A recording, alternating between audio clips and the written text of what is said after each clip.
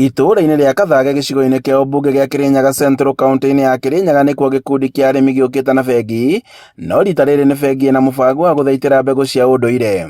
Arĩmi aya maugĩte atĩ mambĩtie mũbango ũyũ na itanya rĩa gũtigĩrĩra atĩ mbegũ cia ũndũire nĩ ciacokereria matũũra-inĩ, kuona atĩ nĩ ciarĩ na umithio mũnene kũrĩ arĩmi oro hamwe na andũ. Twagĩa na seed bank nĩ twakenire nĩ ũndũ nĩ twagĩire na thito itũ kana bengi itũ ya mbegũ ĩrĩa tũigaga na tũgateithĩka nayo na njĩra mwanya, nĩ tondũ o mũmemba ũrĩa akoragwo arĩ witũ nĩ okaga kuo agakua mbegũ na akathiĩ na akabanda na agacokia, nĩgetha seed bank itũ ĩtikabare kana ĩtikathire.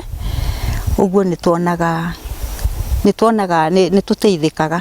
Maugĩte atĩ kuona atĩ mbegũ ici itihũthagĩra bataraitha kana ndawa, nĩ mbegũ itarĩ na maumĩrĩro mothe kũrĩ mwĩrĩ wa mũndũ na nĩkĩo ciahũthĩkaga makĩria na hau kabere. Mbegũ cia kĩndũire wahanda mũndũ nĩ agethaga, na no ũhande mbembe cia hybrid kana iria ikoragwo irĩ genetically modified, no kaga kĩndũ ũngĩgetha.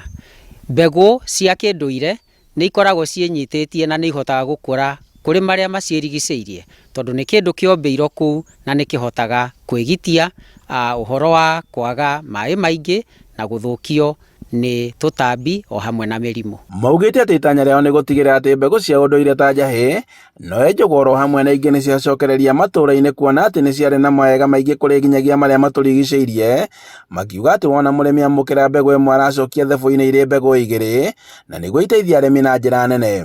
Nĩ mũbango ũtanyĩtwo gũkorwo ũgĩteithĩrĩria arĩmi na njĩra nene makĩria, na nĩguo gũtigĩrĩra atĩ nĩ macokereria ũrĩmi wa kĩmerera. Unapata kama mkulima hana mahindi, akona maharagwe, akona mandizi, through that ile mbegu wanaweza kutoa huko, wanahifadhi kwa pamoja, na msimu ya mvua ikikaribia, wakulima wanaweza kusaidiana, wanaweza kupatiana ile mbegu wao kwa wenyewe. So mkulima hana haja ya kwenda agrovet kwenda kununua mbegu juu wako nayo kwa store zao. So hata mvua ikinyesha, mkulima tu anaingia store, anachukua mbegu yake na anaenda kupanda. So inarahisisha mambo, mkulima hahitaji pesa mingi kuanza kwa kuweka ukulima. Handũ-inĩ ha Inooro TV kuma Kathage Kirinyaga ya gatagatĩ, njĩtagwo Boni Wathuku.